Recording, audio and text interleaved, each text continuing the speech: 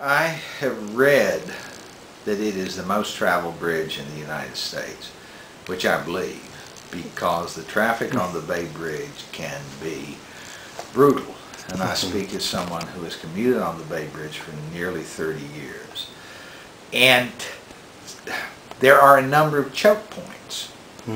It certainly has improved. As many people know, there used to be toll takers going in both directions, and then someone got the brilliant idea of simply taking twice as much money as you head west. And that certainly is a choke point, because the cars back up at the toll plaza. They have, of course, this electronic toll card you can get now that allows you to go through the express lanes. That said, that still does not really speed it up that much, because the monitoring light, or the metering lights as they call them, even if you get through the toll plaza fairly quickly, the number of cars on the bridge really backs it up at the metering lights. Now, most mornings I come from Oakland and the Lake Merritt area of Oakland, and on a good day, a typical day, it probably takes me 40 minutes. And I keep moving all the way, and it's a tolerable commute.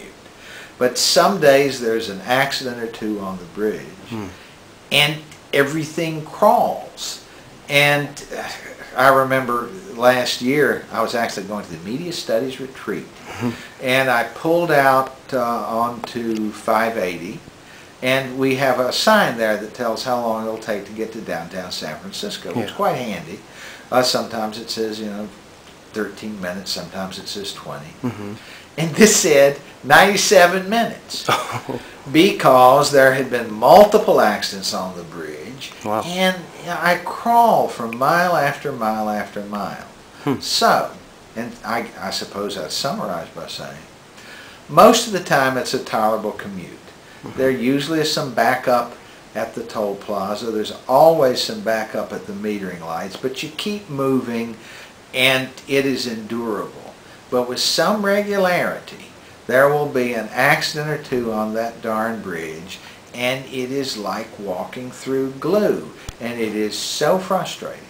And that's when you become really, really, really thankful that there are two public broadcasting stations here in San Francisco, because boy do I listen to a lot of NPR trying to calm down getting across that bridge. Thank you, Professor Robertson. You are welcome. Hey, and let me shout out to my homies in John Kim's class.